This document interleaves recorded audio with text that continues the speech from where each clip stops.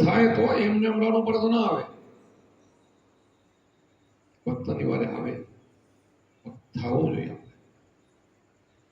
થવામાં બી શું કરવું? ગુરુના વચન રહેવાનું.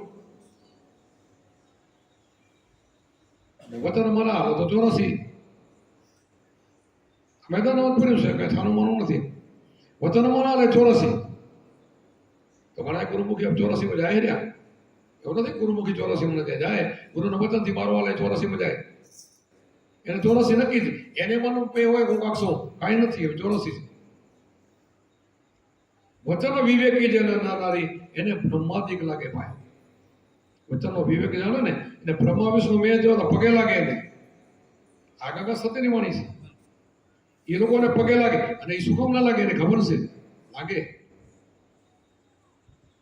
આપણે નથી સંતોને પગે લાગતા, આપણે નહીં લાગે, આપણે નહીં લાગે. સંતોને લાગે. જે ઘટમાં પ્રગટ છે ને એ ઘટની બલિયાદ છે એને લાગે. અને એ ઘટની દ્રષ્ટિ પડે તો એનું કામે થાય.